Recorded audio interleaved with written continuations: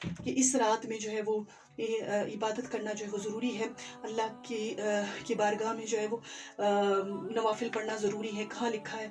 تو یہ وسوسہ شیطانی جب کسی کے دل و دماغ پر آتا ہے تو یقیناً وہ شیطان کے جو ہے وہ باتوں میں آ کر، اس کے فریبوں میں آ کر گمراہی کا شکار ہو جاتا ہے۔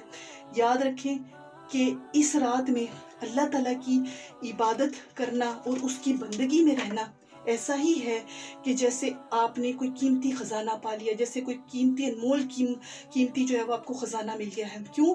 کیونکہ یہ رات خاص طور پر اللہ تعالیٰ نے ان راتوں میں اس کا ذکر فرمایا ہے جس میں اللہ تعالیٰ بھلائیوں کے دروازے کھول دیتا ہے۔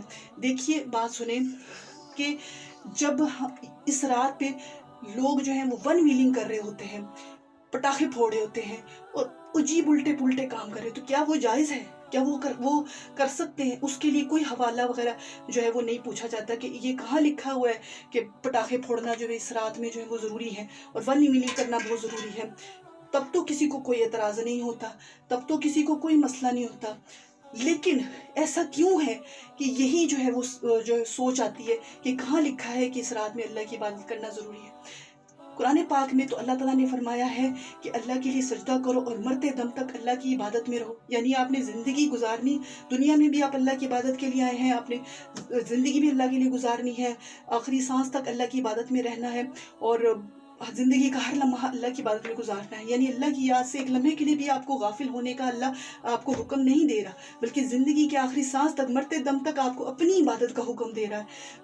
تو اس چیز کی طرف ہم کیوں نہیں سوچتے کہ جب رب نے کہا ہے کہ قیامت تک میری عبادت میں رہو، تو پھر اس چیز کی گنجائش کہاں رہ جاتی ہے اس اعتراض کی، کہاں لکھا ہے کہ عبادت کرو؟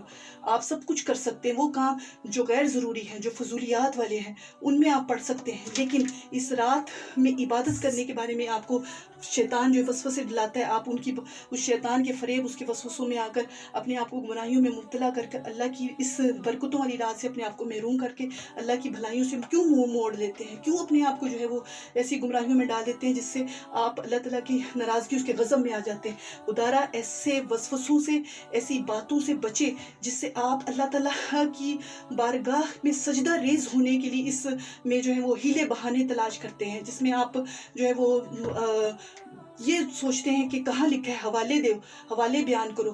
لیکن ہمیں اپنے ذہن کو یہ تیار کرنا ہے کہ اللہ تعالیٰ کی بندگی کے لیے ہر رات، ہر دن اللہ کی بندگی کے لیے ہوتا ہے۔ ایک مسلمان صرف اور صرف اللہ کی عبادت کے لیے پیدا ہوا ہے۔ سارا دن، ساری رات اس نے صرف اللہ کی محبت میں رہتے، اس کی یاد میں رہتے ہوئے گزارنی، دنیا کے کام بھی کرے لیکن دل اللہ کی یاد کی طرف رہے، دل اللہ کی طرف لگائے، دھیان اللہ کی طرف لگائے۔